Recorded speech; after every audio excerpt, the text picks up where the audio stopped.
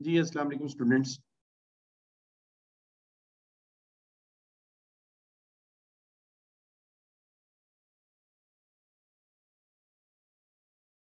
जी students, last time हम लोगों ने ये हमारा जो फर्स्ट चैप्टर था of the syllabus the cost classification, उसको हमने कंप्लीट कर लिया था। और उसकी एक एग्जांपल ये जो अभी आपकी स्क्रीन पे आपको शो हो रही है, ये मैंने आपको करने के लिए दी थी। इसका आप अगर अपना आंसर टैली करें, शेयर करें, मुझे बताएं क्या आ रहा है।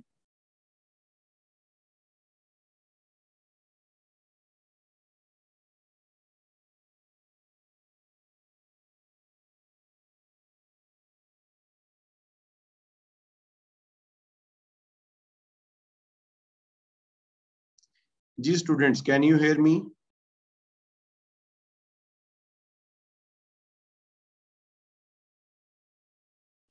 जी ये एग्जांपल आपको दी थी, ये जो भी आपकी स्क्रीन पे शो हो रही है फिक्स कॉस्ट के साथ, और ये कुछ प्रैक्टिस क्वेश्चंस थे इस चैप्टर के, और प्लस उसके साथ एग्जांपल नंबर 4, 6 एंड 9 मैंने आपको होमवर्क के लिए दी थी। तो ये आप कर कर आए हुए हैं सभी लोग?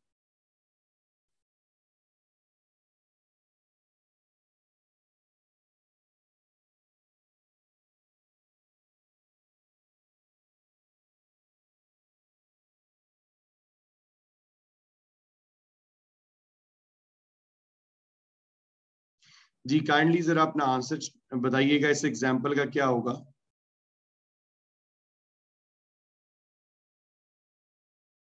शाबाश हसान।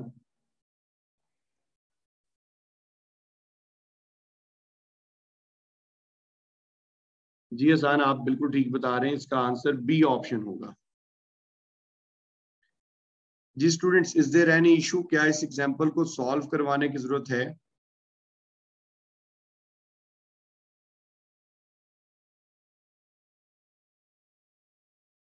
जी मैं ये पूछ रहा हूँ कि क्या इस एग्जांपल को सॉल्व करवाने की जरूरत है? शाबाश तारिक साहब।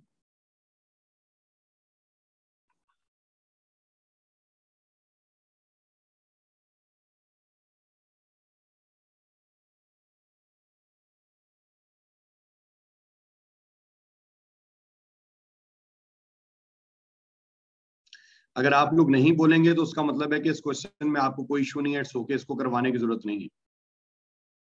क्या आप लोगों को मेरी बात क्लियर आ रही है?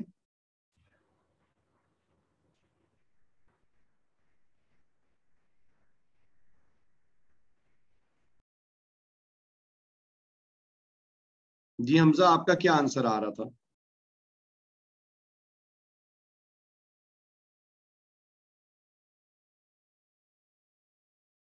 सबसे पहले उसने यहाँ पे कहा है कि कॉस्ट इज फिक्स्ड। अगर कॉस्ट फिक्स है तो हम यहाँ पे दो चीजें अज्यूम करेंगे।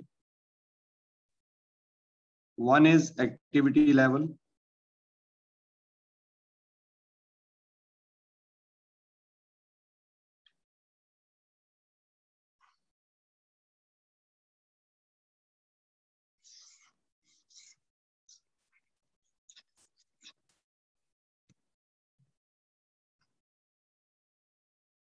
एक्टिविटी लेवल है आपके पास 100 यूनिट्स,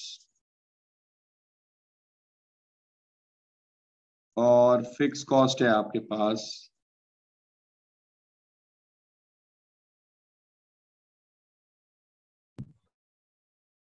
क्योंकि अब उसने कॉस्ट फिक्स कॉस्ट कही है तो हम सिर्फ एक्टिविटी लेवल और फिक्स कॉस्ट को अज्यूम करेंगे। अब हम इसके साथ वेरिएबल कॉस्ट को अज्यूम नहीं करेंगे। अब ये जो डेटा हमने अज्यूम किया है, पहले हम इस डेटा के अकॉर्डिंग अपनी फिक्स कॉस्ट पर यूनिट निकालेंगे।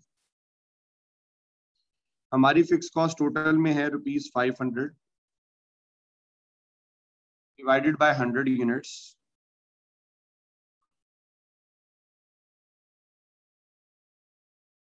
तो आपकी पर यूनिट बन जाती है 5।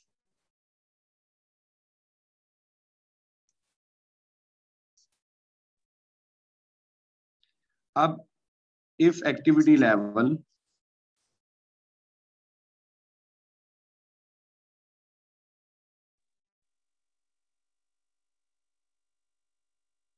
इंक्रीज बाय 50%, विच मीन्स कि नया एक्टिविटी लेवल 150 यूनिट्स हो जाएगा। नया एक्टिविटी सर आपने लेवल जो कितना? सर जी जी जी। आपने जो क्वेश्चन दिया था वो डिक्रीज बाई 10% था ना, उसी के हिसाब से तो हमने वो किया सर। नहीं नहीं, वो पिछला क्वेश्चन है, लेकिन ये वाली एग्जांपल भी दी थी, मैं भी उस तरफ भी जा रहा हूँ। अच्छा सर ठीक। अब इसका हम इसी तरीके से क्या करेंगे, फिक्स कॉस्ट को यहाँ पे अज्यूम करेंगे। फिक्स कॉस्ट हमारी टोटल में तो 500 ही रहेगी, लेकिन अब एक्टिविटी लेवल अब क्या बन गया, 150 यूनिट्स। अब जो आंसर आ रहा है डेट इज 3.33 पर यूनिट। पहले आ रहा था 5 पर यूनिट। अब क्या करेंगे कि इस 5 का और इस 3.33 का डिफरेंस लेंगे। इनका डिफरेंस बनता है 1.67 रुपीज। इनका डिफरेंस बनता है 1.67 रुपीज, और पर यूनिट रुपीज क्या है, 5 इंटू 100। सो एक चीज का फैसला होता हो गया कि हमारी fix cost per unit decrease हो रही है।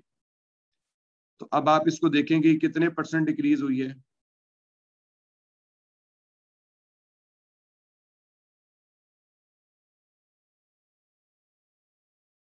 हाँ जी, ये अप्रोक्सीमेटली 33.34% डिक्रीज है।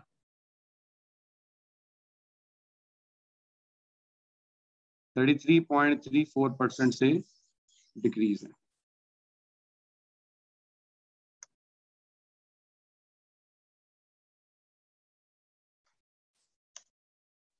जी, एनी कंफ्यूजन?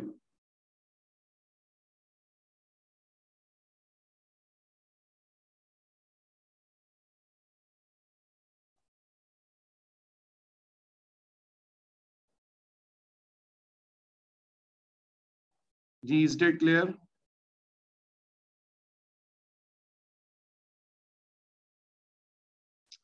अच्छा, अब ये एग्जांपल भी मैंने कही थी कि अगर एक्टिविटी लेवल डिक्रीज हो रहा है, डिक्रीज बाय 10%, तो फिर ऑप्शन क्या बनता है जी? अगर एक्टिविटी लेवल इंक्रीज की बजाय डिक्रीज होगा तो फिर आंसर बी ऑप्शन बनेगा।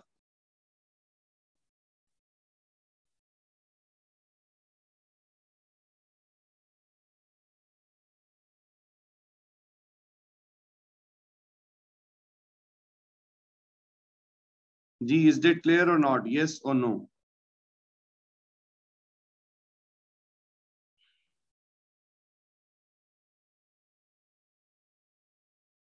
जी हसान, बिल्कुल ठीक कह रहे हैं आप।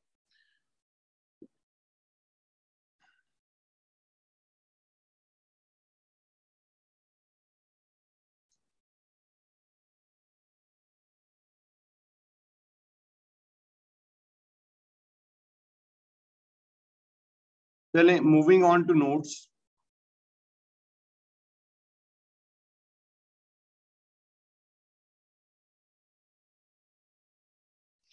जी, इसमें क्वेश्चन नंबर 4 दिया था मैंने आपको करने के लिए, किया आप लोगों ने? क्या आंसर आ रहा है?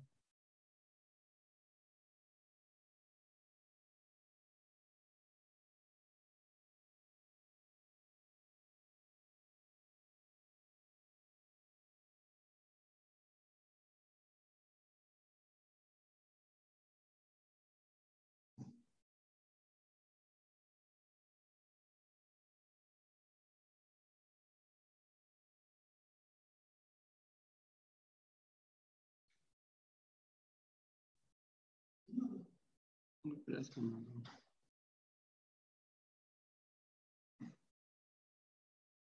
हाँ, वो गया।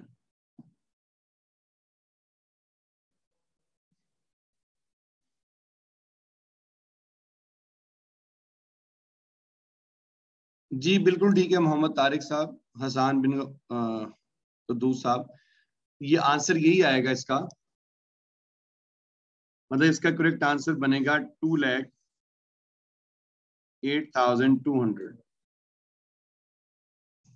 2,08,200 ये इसका करेक्ट आंसर होगा। जी, बाकी लोग भी देखें, अगर आप लोगों का यही आंसर आ रहा है तो फाइन, अगर नहीं आ रहा तो भी बताएं। बच्चे ये बेसिक्स हैं इसके, अगर ये क्लियर नहीं है तो भी क्लियर कर लें, क्योंकि अगले चैप्टर्स में नहीं तो बहुत मसला होगा।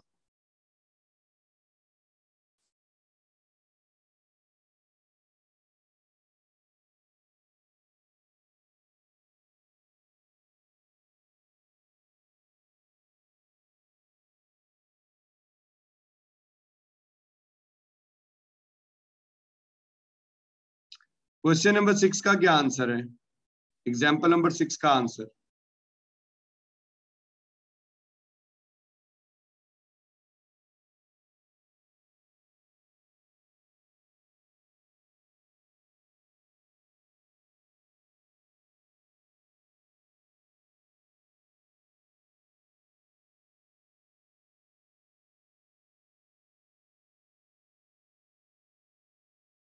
जी, करेक्ट आंसर इसका होगा 50,000। अगर नहीं क्लियर तो भी बता दें।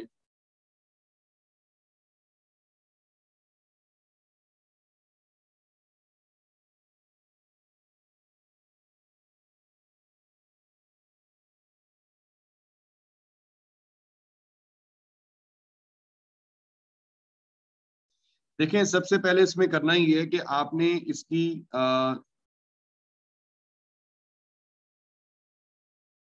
उसने आपको डाटा दिया हुआ है 5,000 यूनिट्स के ऊपर, तो पहले आप इससे अपना डाटा ड्राइव कर लें, डिवाइड बाय 5,000 करें, सेलिंग प्राइस पर यूनिट आपके पास आ जाएगी 20 पर यूनिट। ये आपके पास सेलिंग प्राइस निकल आई। अब जो आपकी टोटल कॉस्ट है उसके अंदर से हम निकालना चाह रहे हैं अपनी फिक्स कॉस्ट। ये जो हमारी टोटल कॉस्ट है इसके अंदर फिक्स कॉस्ट का पोर्शन कितना है, तो हम इसमें से फिक्स कॉस्ट निकालना चाह रहे हैं। 80,000 में से माइनस करेंगे वेरिएबल कॉस्ट को 5,000 मल्टीप्लाई बाय 10। इसका मतलब है कि इसके अंदर हमारी 30,000 की फिक्स कॉस्ट शामिल है। 80,000 में से 50,000 हमारी वेरिएबल है, तो 80,000 में से जब 50,000 की वेरिएबल कॉस्ट निकाल देंगे तो बकाया हमारे पास फिक्स कॉस्ट रह जाएगी 30,000 की। ये डेटा हमने इसमें से कैलकुलेट कर लिया, ड्राइव कर लिया। अब क्या करना है, अब हमने अपना प्रॉफिट और लॉस निकालना। सबसे पहले sales,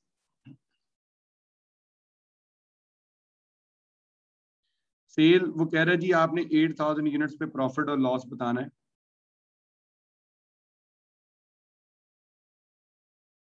eight 8000 units into selling price है हमारे पास 20, तो ये हमारे पास बन जाता है रेवेन्यू, सेल्स हमारी इनकम टोटल बन जाती है 1,60,000।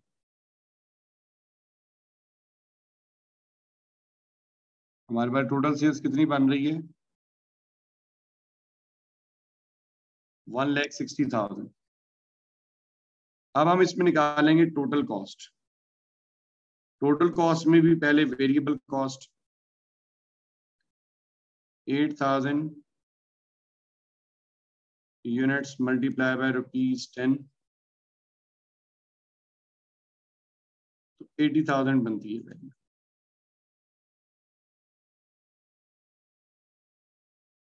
इसी तरीके से इसकी variable cost, sorry fix cost, तो फिक्स कॉस्ट तो इसकी पहले भी 30,000 थी, तो अभी भी 30,000 रहेगी,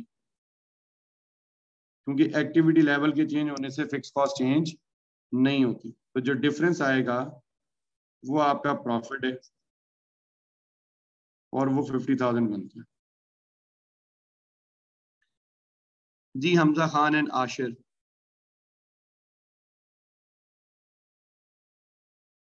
जी क्या ये क्वेश्चन क्लियर है?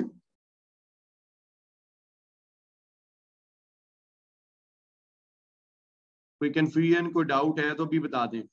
इसकी पिक्चर ले लें चाहे मोबाइल से सॉल्यूशन की।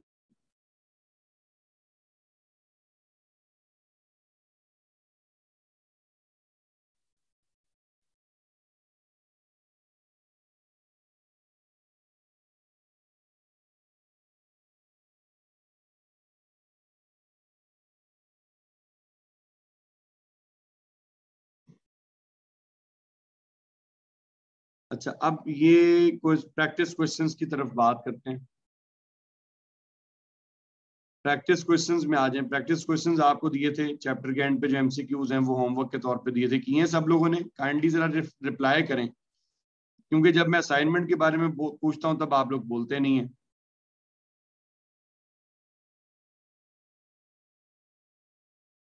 जिस चैप्टर के एंड पे जो एक्सरसाइज है करने के लिए दी थी, किया आप लोगों ने?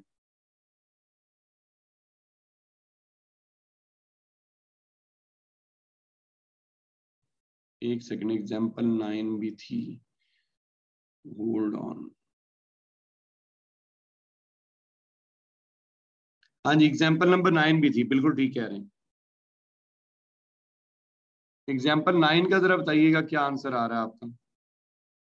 इसमें आपने दो बातें बतानी थी, फिक्स कॉस्ट बतानी थी और टोटल कॉस्ट बतानी थी। फिक्स कॉस्ट पहले बताएं क्या आ रही है।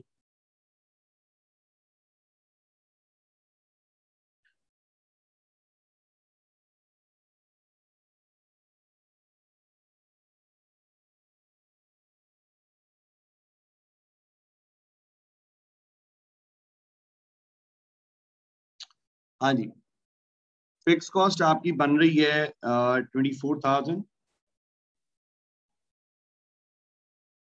देखें ये सारी वैल्यूज थाउजेंड्स में है, ये उसने 3 जीरोस ऊपर कॉमन लिए हुए। इसी तरह ये वैल्यूज भी, इनके आगे भी 3 सिफर हैं।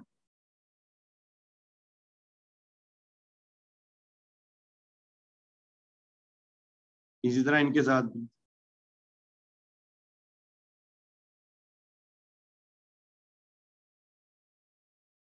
उसने वो 3 जीरो ऊपर कॉमन लिए हुए, तो फिक्स कॉस्ट 24,000 बनती है। और जबकि आपकी जो टोटल कॉस्ट ऑफ आउटपुट है वो आ रही है 2,54,000।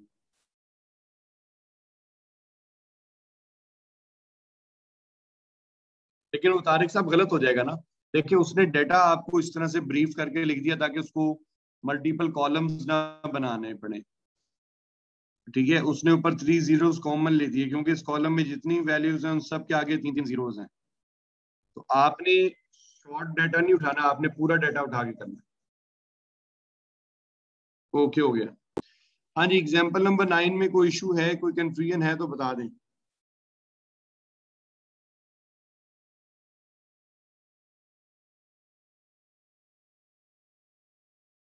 अगर किसी को भी एग्जाम्पल 9 में कोई इशू है तो भी बता दें। शाबाश।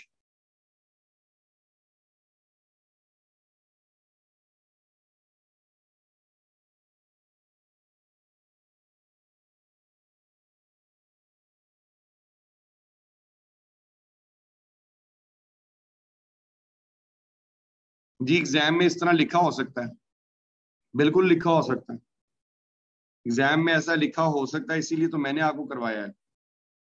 अगर कोई ऐसी चीज हो जो एग्जाम में आनी नहीं है तो हम वो क्यों करेंगे।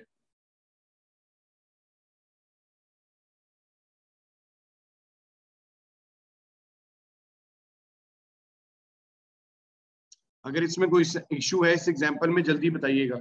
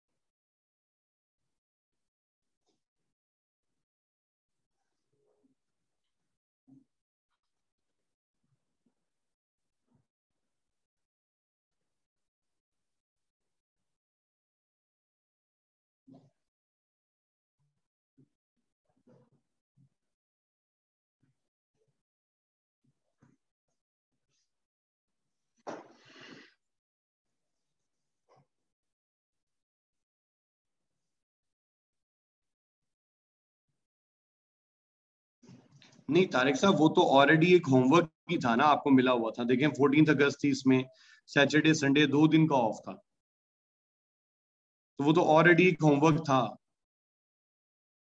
जी, आप में से कितने लोग हैं जिन्होंने प्रैक्टिस क्वेश्चंस किए हुए हैं? काइंडली रिप्लाई करें चैट बॉक्स में।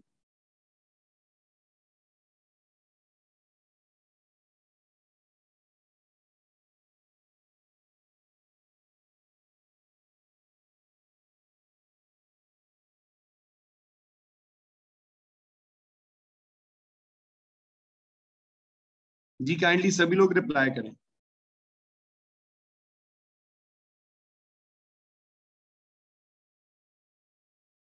जी, आबिदुर रहमान साहब, आशिर, हमजा खान, इजा, फवाद आलम, मोहम्मद अब्बास, मोहम्मद उस्मान अकबर, उसामा अकबर, बकीजा, कमर नदीम साहब, साकिब यासीन, मुनीब अयूब। Yes sir. बेटा अब देखे ना, ये फिर वही चीजें शुरू हो गई हैं कि अब अगर होमवर्क आप लोग नहीं कर कर आते हैं, मतलब कितना काम है 2 दिन में, अगर आपसे कुछ 25-30 एमसीक्यूज नहीं होते तो फिर आगे क्या करेंगे हम लोग।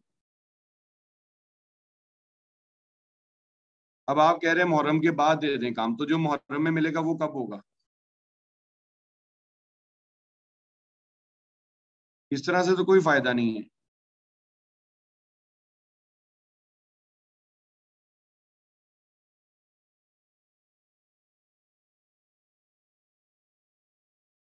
जी, क्वेश्चन नंबर 1 जरा बताइएगा। मैं क्वेश्चन का आंसर मार्क करता हूं, अगर आपका आंसर उससे टैली नहीं करता तो आप चैट बॉक्स में फौरन लिखें कि ये क्वेश्चन एक्सप्लेन कर दें, मैं एक्सप्लेन कर दूं। लेकिन अगर आप लोग खामोश रहते हैं तो उसका मतलब मैं यही समझूंगा या तो आपने क्वेश्चन किया नहीं है, और अगर किया है तो आपका यही आंसर है जो मैंने लगाया है। ठीक है, क्वेश्चन नंबर 1 का आंसर है जी थर्ड ऑप्शन।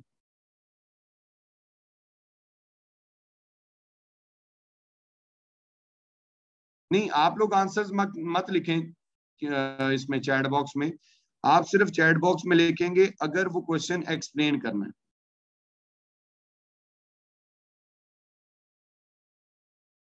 ठीक है, अदरवाइज अगर आपका आंसर वही है जो मैं मार्क कर रहा हूं तो इसका मतलब है कि आपका ठीक है। क्वेश्चन नंबर 2 का थर्ड ऑप्शन।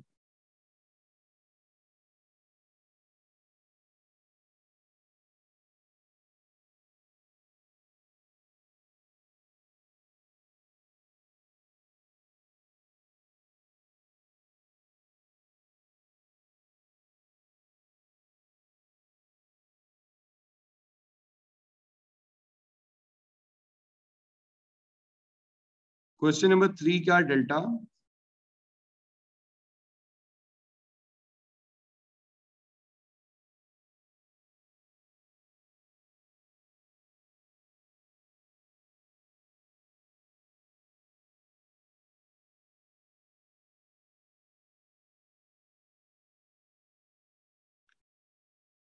क्वेश्चन नंबर 4 का सेकंड ऑप्शन।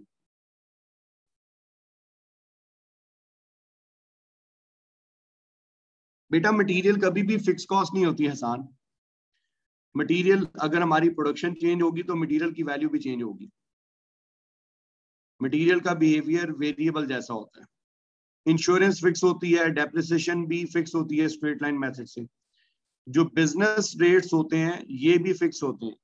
बिजनेस रेट्स में कई चीजें आ जाती हैं, बहुत सी चीजें हैं, लेकिन इसको सिंप्लीफाई करने के लिए मैं एक एग्जांपल कोट कर देता हूँ कि जब हमने कोई बिजनेस स्टार्ट करना होता है तो हमें एक फिक्स अमाउंट चैम्बर में पे करनी पड़ती है, वो बिजनेस रेट्स कहलाते हैं और ये फिक्स होते हैं।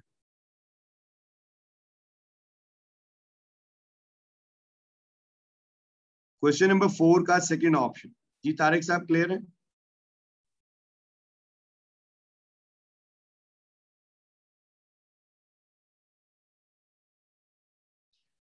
क्वेश्चन नंबर 5 का आंसर है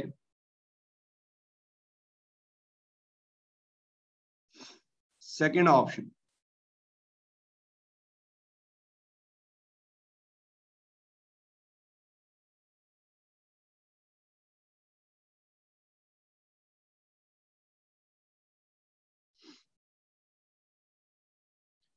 क्वेश्चन नंबर 6 का डेल्टा।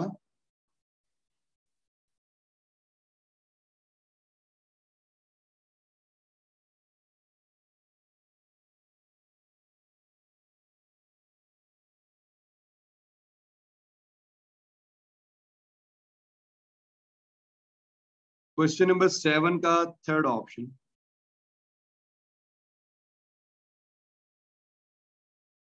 जी अनीस, क्वेश्चन नंबर 6 आप पूछ रहे हो। स्टूडेंट्स मैं क्वेश्चन नंबर 6 एक्सप्लेन कर रहा हूँ। कह रहा है कि इसमें से कौन सी कॉस्ट इनडायरेक्ट होगी। सबसे पहले wood use to make a chair. Wood आपकी डायरेक्ट मटेरियल में आती है, सो ये डायरेक्ट कॉस्ट है। Metal use for the legs of the chair. Iron अगर यूज हो रहा है लेग्स के लिए चेयर की तो वो भी डायरेक्ट मटेरियल है। फैब्रिक जो हम यूज करते हैं उसकी सीट और बैग को कवर करने के लिए, वो भी direct material. Staples to fix the fabric to the seat of the chair, ये इनडायरेक्ट मटेरियल है।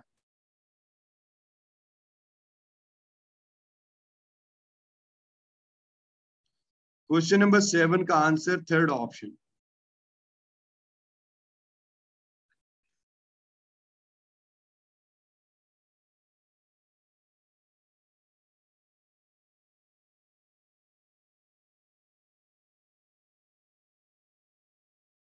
जी क्वेश्चन नंबर 8। क्वेश्चन नंबर 8 का आंसर सी ऑप्शन। देखिए हसान, इसमें वो ये कह रहा है कि जब आप 6000 यूनिट्स बना रहे हो तो 6000 यूनिट्स बनाने पे आपकी वेरिएबल कॉस्ट 60,000 और फिक्स कॉस्ट 42,000 लगती है। तो इट मींस कि हमारी जो कॉस्ट पर यूनिट होगी वो बनेगी 1,02,000 टोटल बनता है।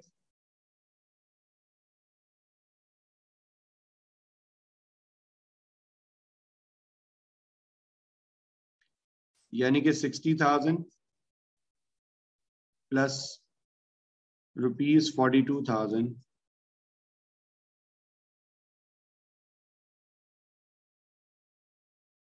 divided by 6,000 units.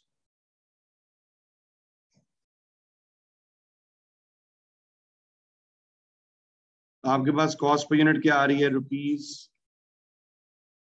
₹1.25 per unit.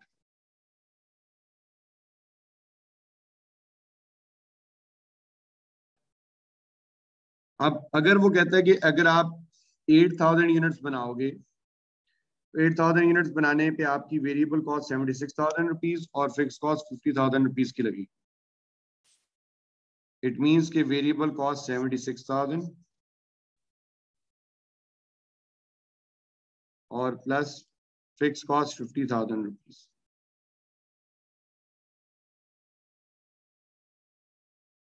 Divided by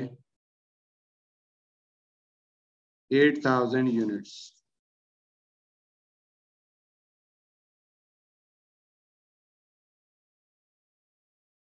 That is 17 per unit.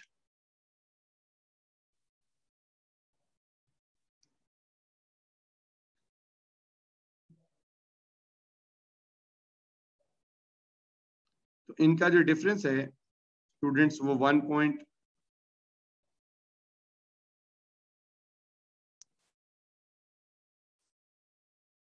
15.75 बनती है जी। सॉरी, पहली वैल्यू मैंने गलत लिख दी है और किसी ने भी पॉइंट आउट नहीं किया इसमें। मैं आप लोगों में से बस बैठे हुए हैं कि जी हमें बिठाया हुआ है। 15.75 पर यूनिट ये पहली वैल्यू बनती है और इन दोनों की पर यूनिट का जो डिफरेंस है वो 1.25 है।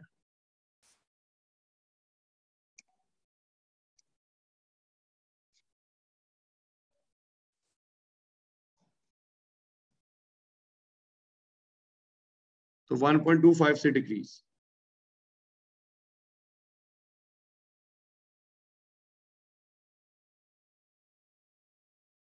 फर्स्ट वैल्यू 17 है।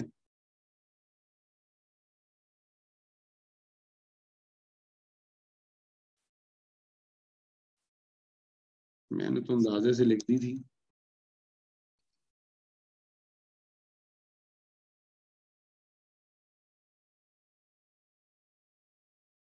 और second value 15.275।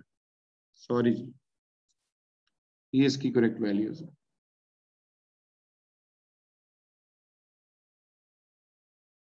Ji is that clear?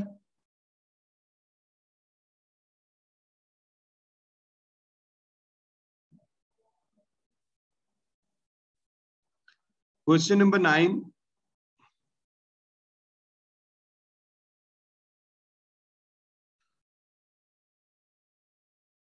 Answer A option.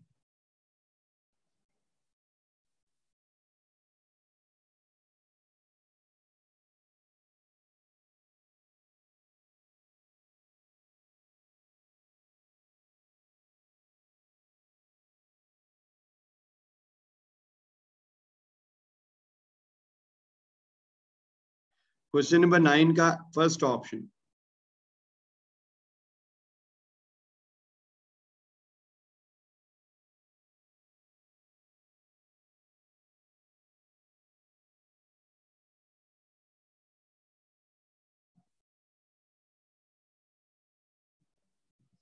Question number 10 वो कह रहे कि जी आपने सेलिंग प्राइस बतानी है कितनी है।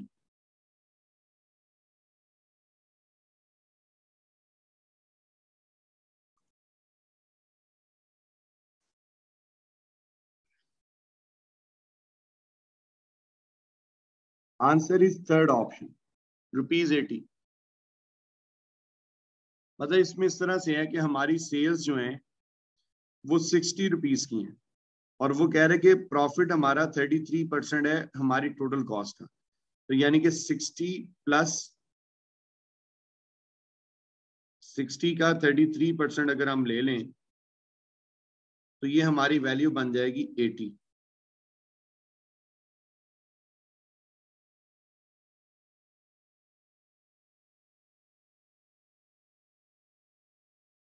यानी कि 60 का 33%। ना वो कह रहे कि प्रॉफिट है आपकी टोटल कॉस्ट का 33%, तो 60 का अगर हम 33% लें तो वह अप्रोक्सीमेटली 20 बनता है।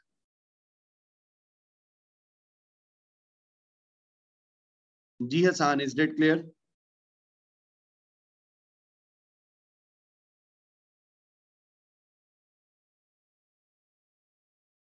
जी, तो वो 19.8 और प्लस 60 तो तकरीबन वही 80 बन गया।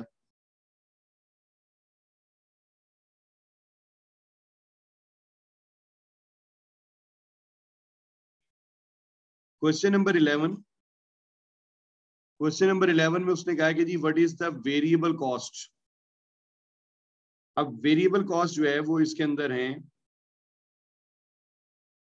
सी ऑप्शन आंसर है। मतलब इसके अंदर अब आप ये देखो, डायरेक्ट मटेरियल भी वेरिएबल है, डायरेक्ट लेबर भी वेरिएबल है, डायरेक्ट एक्सपेंसेस भी वेरिएबल है, फैक्ट्री एक्सपेंसेस यानी कि प्रोडक्शन ओवरहेड्स में वेरिएबल पार्ट और नॉन मैन्युफैक्चरिंग में भी वेरिएबल वाला पार्ट, इन सबको अगर हम सम कर लें तो हमारी वेरिएबल कॉस्ट पर यूनिट 51 बनती है।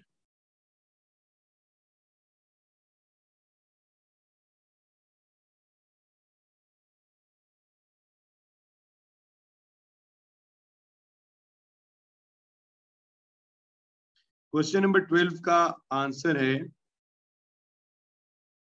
सी ऑप्शन, यानी कि इसमें direct material plus direct expense, labour plus direct expense, अगर हम इन तीनों को सम कर लें तो ये हमारी प्राइम कॉस्ट निकल आती है।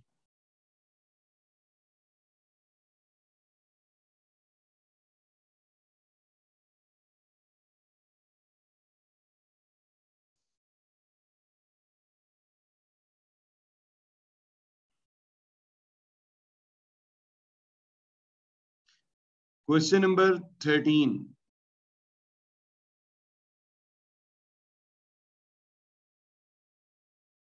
Answer C option.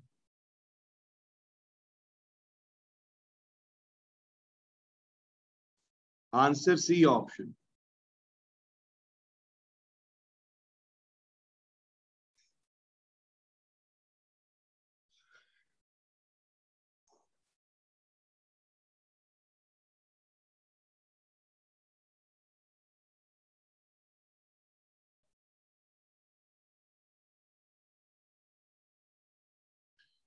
Question number 14,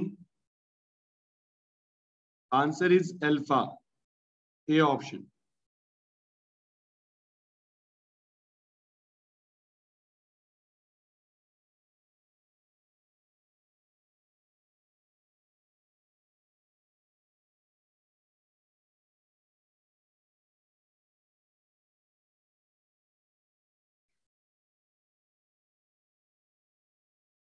question number 15 का अल्फा,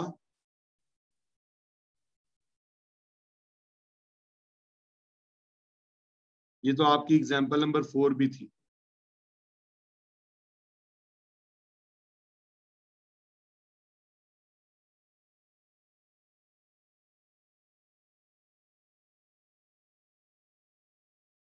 क्वेश्चन नंबर 16 का आंसर है A option.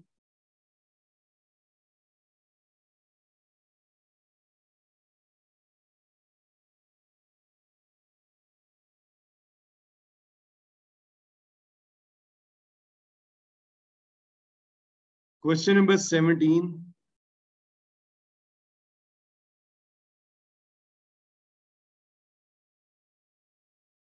B option. It will reduce but not in proportion to the change in activity level, यानी कि ये पर यूनिट में डिक्रीज होगी लेकिन उस प्रोपोर्शन से या उस परसेंटेज से डिक्रीज नहीं होगी जिस परसेंटेज से एक्टिविटी लेवल चेंज हो रहा है।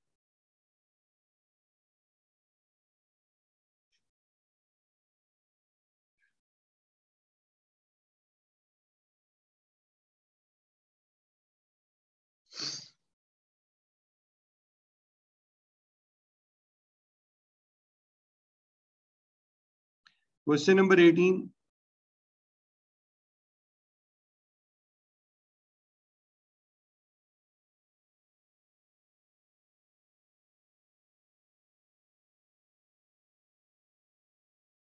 C option.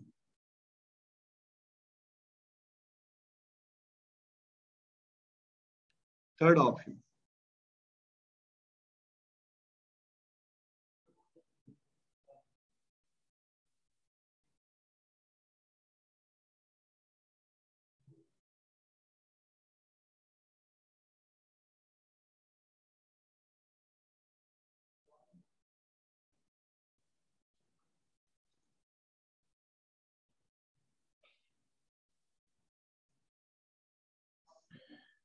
Question number 19.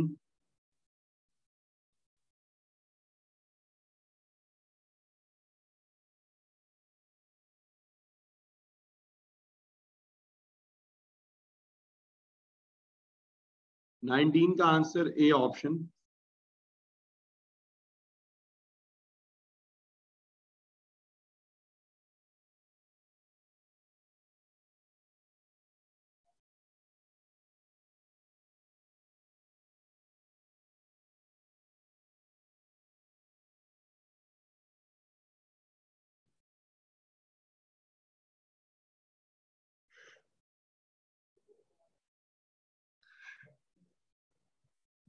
Question number 20 का आंसर है फॉल्स, बी ऑप्शन, क्योंकि जो डिस्क्रिप्शन है वो स्टेप फिक्स कॉस्ट की है।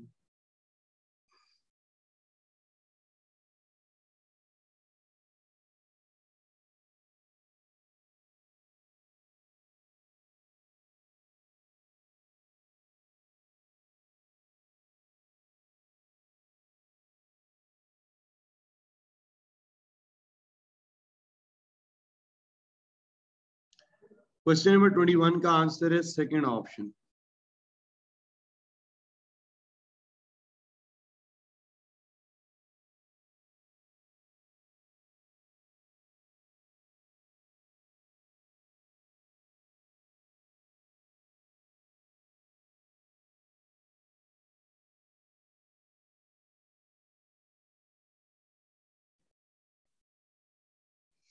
देखिए, डेप्रिसिएशन ऑफ फिक्सचर, डेप्रिसिएशन जो होती है ये मैन्युफैक्चरिंग ओवरहेड है। ज़ाहिर है फिक्सचर है, अगर वो फिक्सचर आपके प्रोडक्शन में यूज हो रहा है तो प्रोडक्शन ओवरहेड में आएगा, लेकिन ये इग्नोर नहीं होती। ये जो पहली स्टेटमेंट है इसने कहा जी नॉट अ कैश कॉस्ट, ये सही है कि इसमें फिजिकली हम कैश नहीं पे करते, लेकिन ये कह देना कि जी सो इग्नोर्ड इन कॉस्ट अकाउंटिंग, ये बात गलत है। इग्नोर नहीं होती, इसको भी हम कंसिडर करते हैं, इस कॉस्ट को भी अपनी इनडायरेक्ट कॉस्ट में शामिल करते हैं, और अल्टीमेटली ये हमारी प्रोडक्ट की टोटल कॉस्ट में ऐड भी होता है।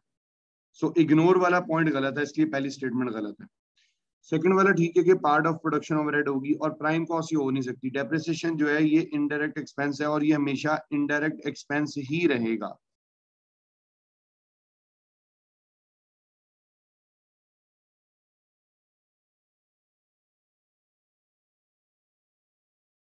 जी Ashir, is it clear?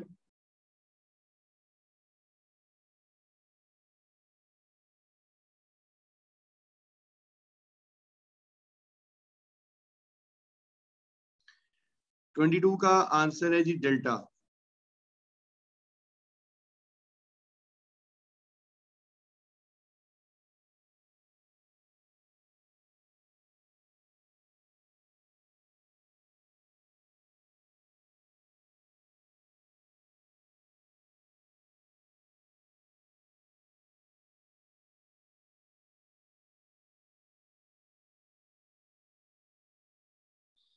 Twenty two का आंसर डेल्टा।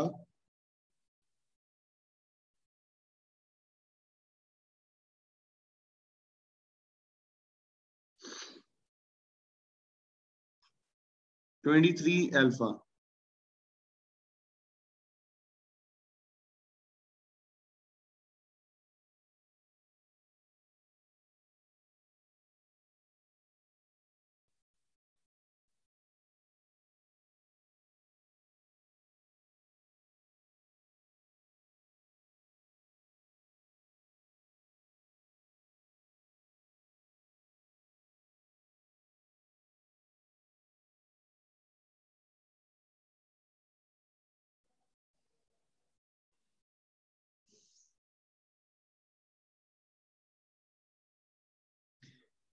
ट्वेंटी फोर का आंसर है बी ऑप्शन, सेकंड ऑप्शन।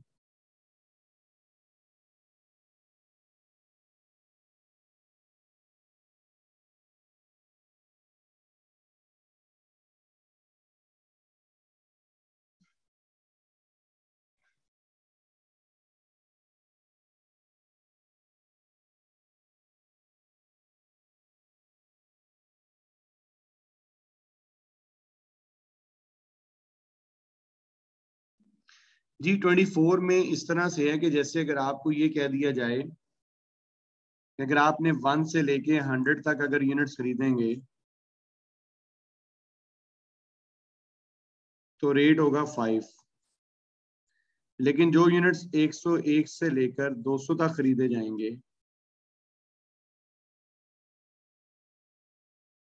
उनके लिए रेट 4 पर यूनिट हो जाएगा, और जो यूनिट्स 200 प्लस आप खरीदेंगे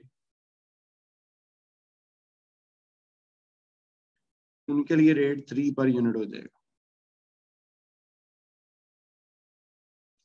अब यहां पे आ रहे हैं जी फर्स्ट 100 यूनिट्स।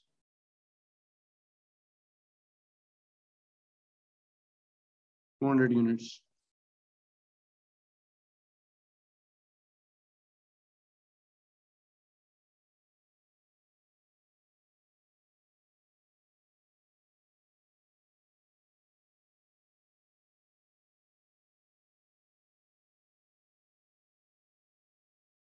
अब पहले 100 तक जो है वो रेट तो उसका रहा कितना,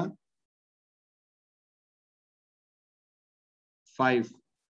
लेकिन जो यूनिट्स उसके 100 से अबव जा रहे हैं और वो 101 तक जा रहे हैं, 101 से 200 तक जा रहे हैं, तो उनके लिए रेट हो गया 4।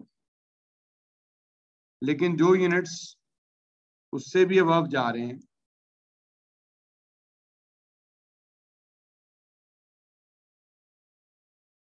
टू 200 से अबव, तो उनके लिए रेट क्या हो गया, 3। ये डिस्काउंट आपको मिल रहा है कि अगर आप 100 तक यूनिट्स का ऑर्डर करते हैं तो फिर रेट 5 होगा, लेकिन अगर 100 से अबव यूनिट्स हैं तो जो 100 से अबव हैं लेकिन 200 तक है उनके लिए रेट 4, और जो यूनिट्स 200 अबव है उनके लिए रेट 3 हो जाएगा।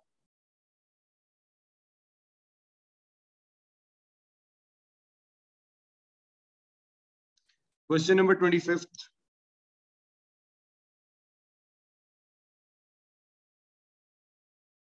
B option.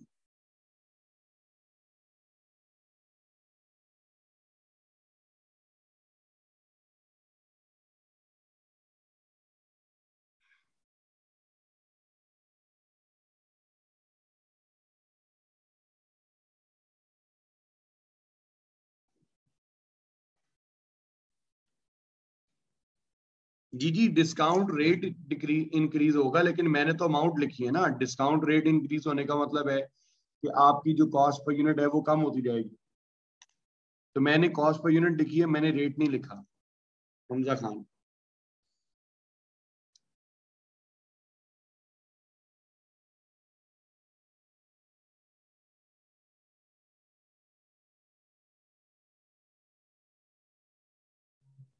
Question number 26,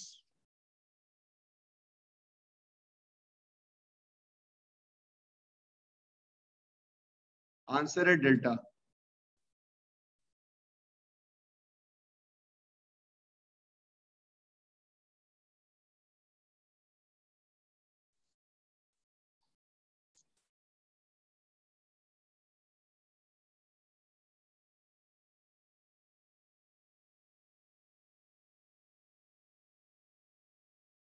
twenty seven,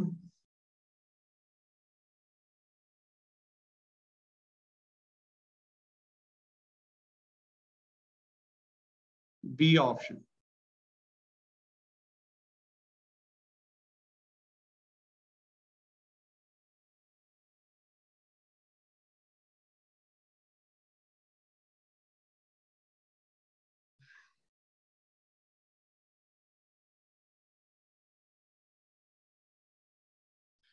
question number 28,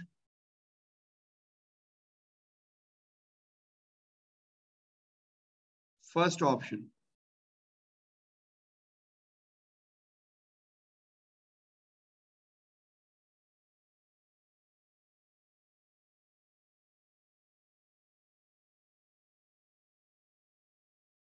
twenty eight का फर्स्ट ऑप्शन।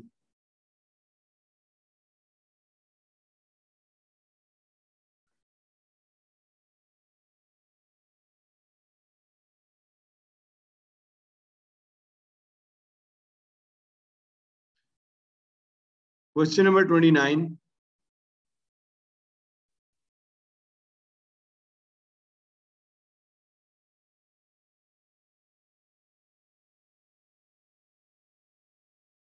29 का answer A option.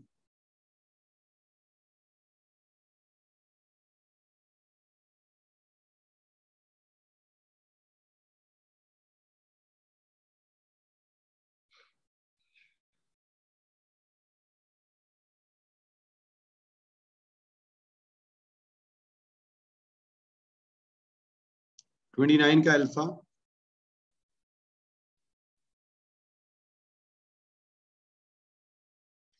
Question number 30 का आंसर है ए ऑप्शन।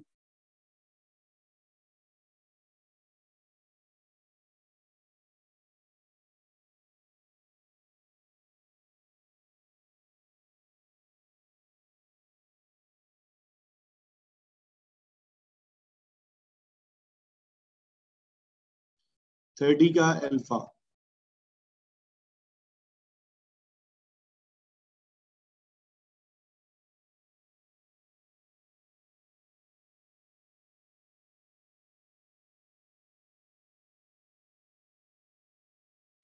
जी 31 का बताइएगा क्या आंसर है।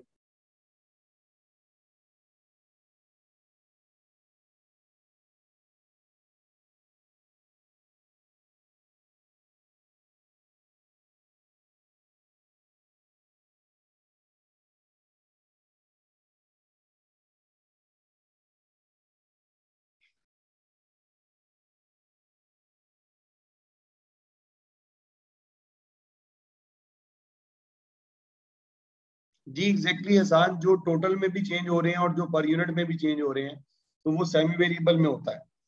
अगर कोई कॉस्ट टोटल में सेम रहेगी तो फिक्स कॉस्ट है, जो पर यूनिट में सेम आ रही होगी वो वेरिएबल कॉस्ट है। लेकिन ऐसी कॉस्ट जो दोनों एक्टिविटी लेवल्स पे टोटल में भी डिफरेंट आ रही है और पर यूनिट में भी डिफरेंट आ रही है, वो सेमी वेरिएबल है।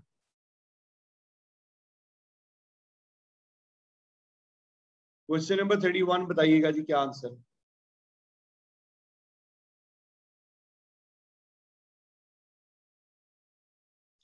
31 का इजा 31 का आंसर।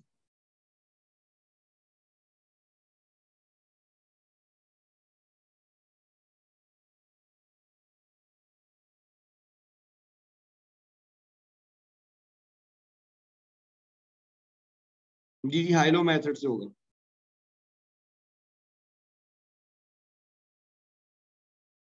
2,75,000 में से 1,80,000 को माइनस करेंगे।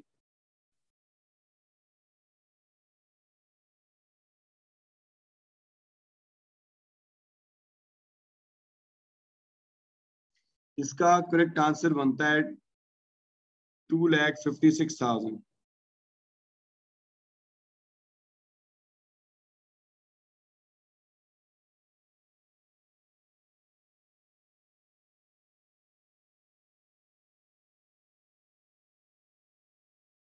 जी एनी कंफ्यूजन।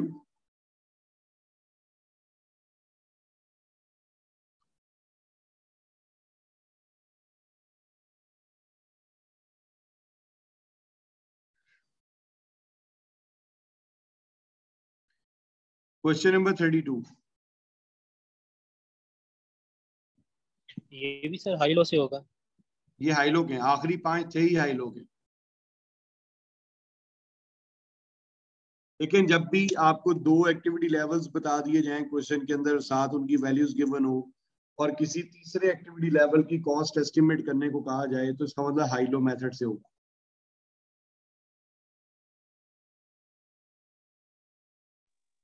ये सर होमवर्क ही दे दें, हम खुद करके बताएंगे सर।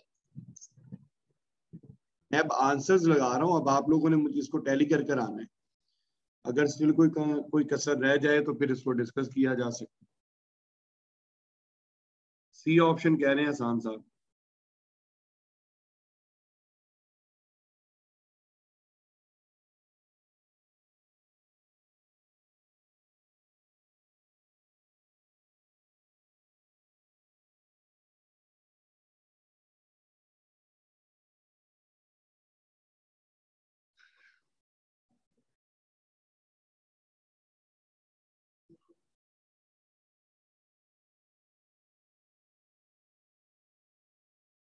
Question number 33।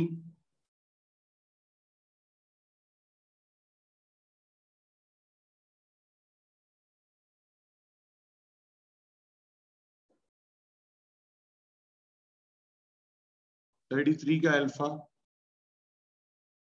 34,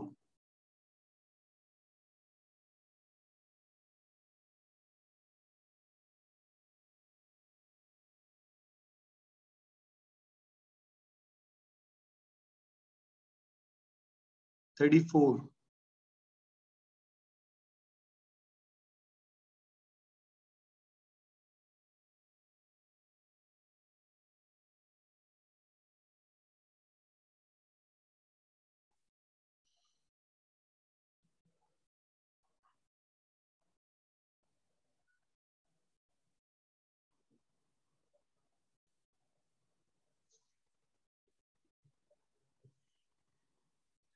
हाँ जी ठीक है, सी ऑप्शन।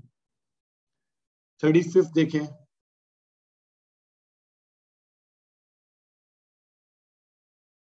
हाँ जी, मुझे लगता है कि क्वेश्चन जो आपकी नोट्स में है ना, उसमें शायद ये ना कोई एरर था, कोई मिस्टेक थी। तो बहरहाल आपने इसको, ये जो अब इसमें लिखा हुआ है प्रैक्टिस क्वेश्चंस में, आपने इसको फॉलो करना है।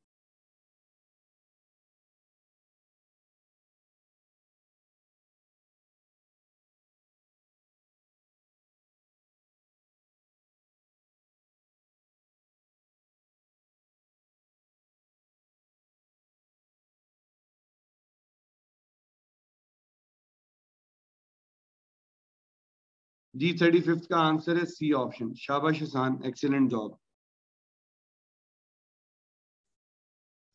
अब ये जिन लोगों ने नहीं किए हुए थे वो काइंडली इसको कर कर आए।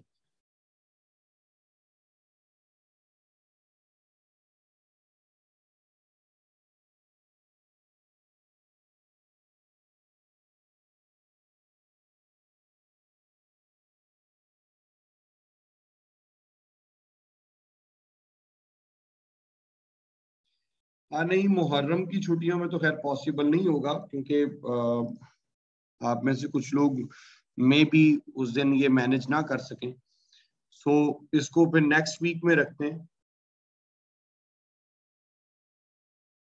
अनीस, क्वेश्चन नंबर 35 जो है उसके अंदर सिर्फ और सिर्फ आपने वो बतानी है, फिक्स कॉस्ट, सिर्फ फिक्स कॉस्ट बतानी है।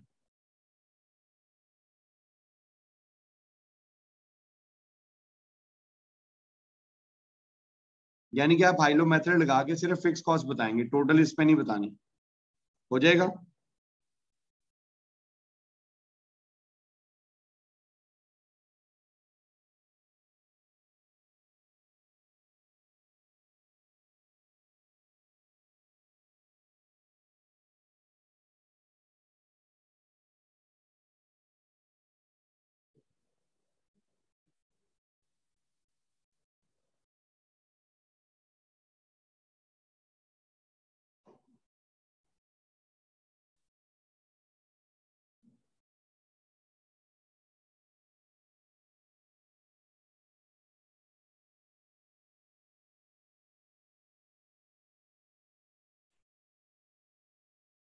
अकबर, अजान हो गई?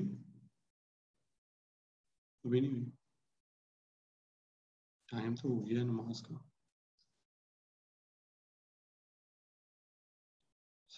टॉपिक शुरू किया था, फिर ब्रेक नहीं ली जानी। टॉपिक स्टार्ट किया तो फिर ब्रेक नहीं ली जाएगी।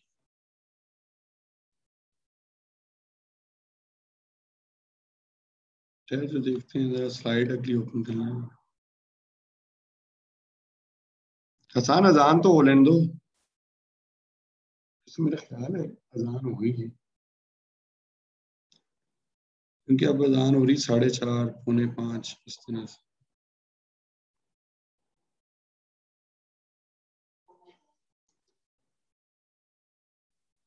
जी जी, पिशावर में हो गई है, पिशावर सबसे आगे हर काम में।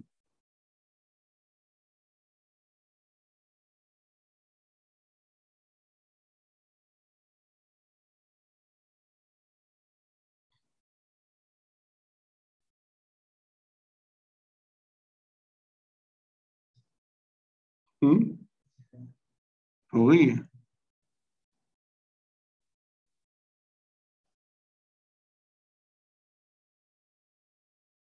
स्टूडेंट्स ऐसा करें, कि 10 मिनट्स की ब्रेक कर लें।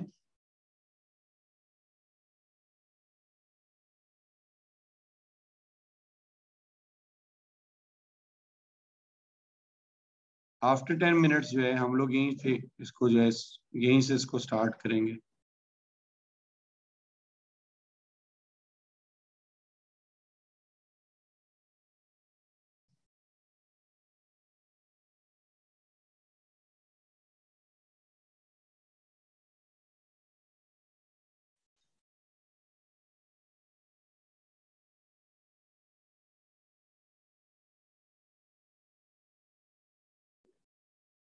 हम लोग जी नया चैप्टर स्टार्ट कर रहे हैं मटेरियल्स का, तो 10 मिनट्स ब्रेक कर लें, फिर यहीं से इंशाल्लाह स्टार्ट करें। जी जी 5:20 पे कंटिन्यू करते हैं।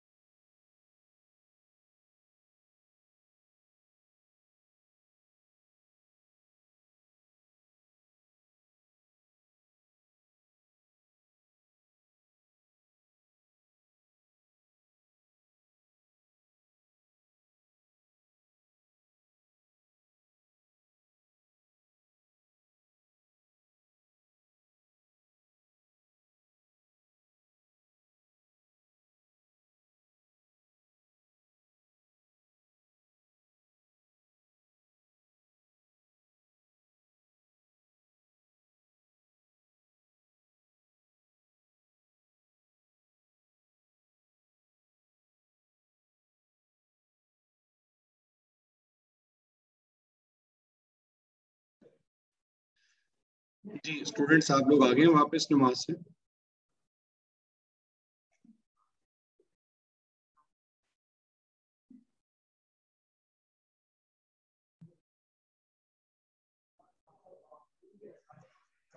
जी स्टूडेंट्स आप लोग आ गए वापस नमाज से?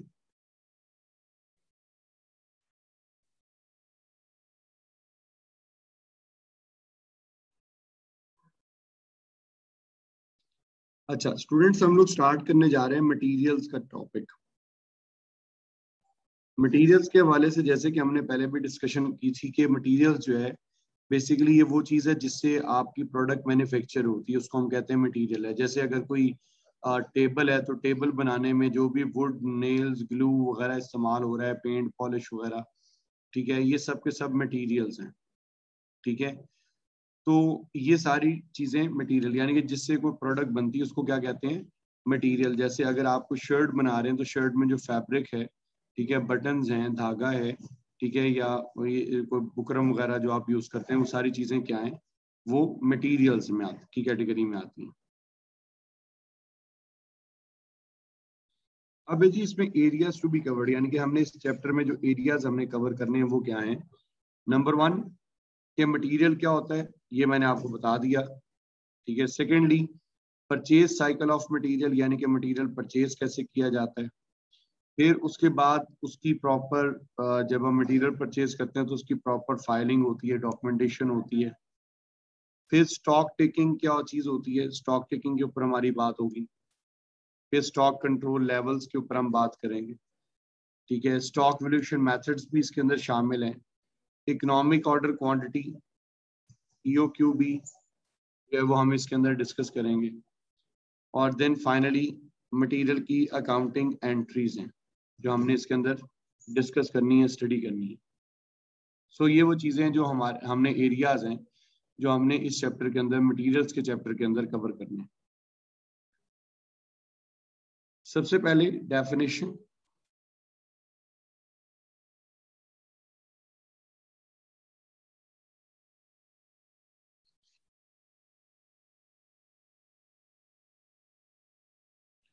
डेफिनेशन है, मटेरियल जो है वो बेसिकली वो चीज़ जिसको हम यूज करते हैं किसी भी प्रोडक्ट को बनाने के लिए, वो चीज़ क्या कहलाती है, मटेरियल। फिर इसमें फर्दर दो चीजें हैं कि कुछ मटेरियल्स डायरेक्ट होते हैं और कुछ मटेरियल्स इनडायरेक्ट भी होते हैं। कुछ मटेरियल्स डायरेक्ट हैं और कुछ मटेरियल्स इनडायरेक्ट भी हैं।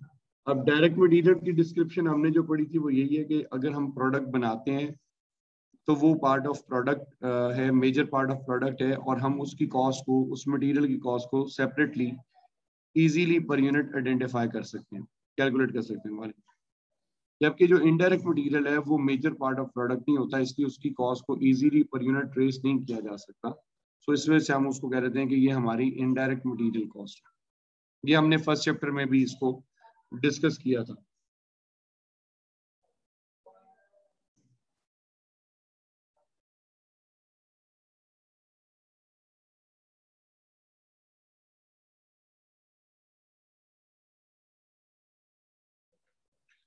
डायरेक्ट मटेरियल कॉस्ट, अगेन वही बात कि मटेरियल जो मेजर पार्ट ऑफ प्रोडक्ट है और जिस मटेरियल की कॉस्ट को हम इजीली पर यूनिट मेजर कर सकते हैं, हम उसको कहते हैं कि ये डायरेक्ट मटेरियल है। जैसे अगर टेबल है तो टेबल में जो वुड है वो डायरेक्ट मटेरियल है।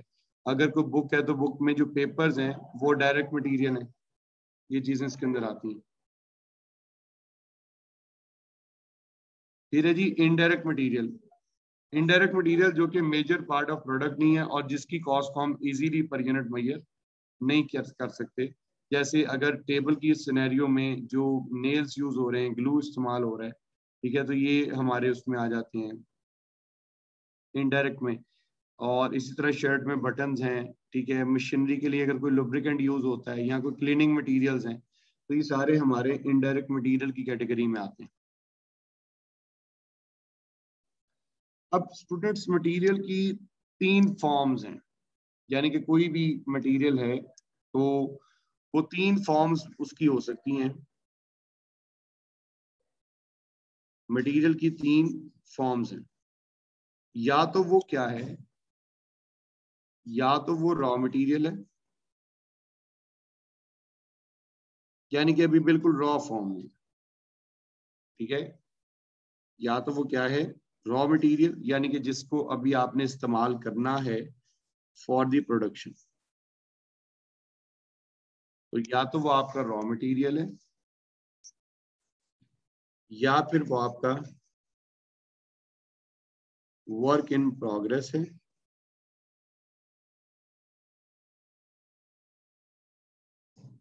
यानी कि मटेरियल या तो आपका रॉ मटेरियल है या फिर वो आपका वर्क इन प्रोग्रेस है,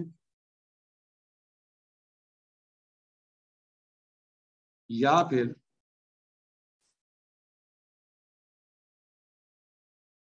वो आपका फिनिश गुड्स।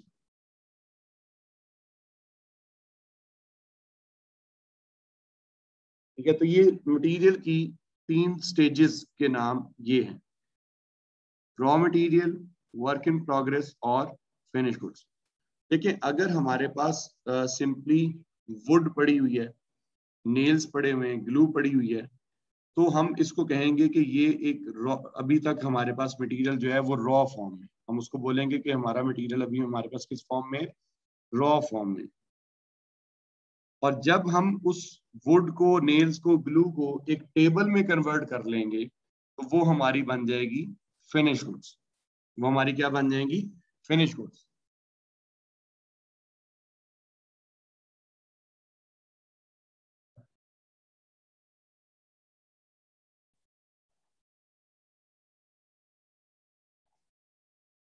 तो वो हमारी फिनिश गुड्स बन जाएंगी। और इस के जो दरमियान वाली फेज है, यानी कि वुड, नेल्स और ग्लू अगर वैसे पड़ा हुआ है रॉ फॉर्म में तो वो रॉ मटेरियल है, और टेबल जो है वो फिनिश गुड है। और इसके जो मिड फॉर्म है कि जब हम लोग टेबल बना रहे हैं, यानी कि वुड की कटिंग कर रहे हैं, ठीक है, उसकी उसको नेल्स और ग्लू से एक टेबल की फॉर्म में लेकर आ रहे हैं, तो ये जो एक फेज है उसको हम कहते हैं कि ये, यानी कि रॉ मटेरियल और फिनिश गुड्स के दरमियान का जो फेज है उसको हम कहते हैं कि ये हमारा वर्क इन प्रोग्रेस। यानी कि जब चीजें इन प्रोसेस हैं, यानी कि जब वो चीजें बन रही हैं, इन प्रोसेस हैं, तो हम उसको कहते हैं कि ये वर्क इन प्रोग्रेस। हम उसको कहते हैं कि क्या है, वर्क इन प्रोग्रेस। तो रॉ मटेरियल मतलब बिल्कुल चीजें, मटेरियल जो है एक रॉ फॉर्म में पड़ा हुआ था, हम उसको कहते हैं कि ये रॉ मटेरियल है। गॉट इट जी।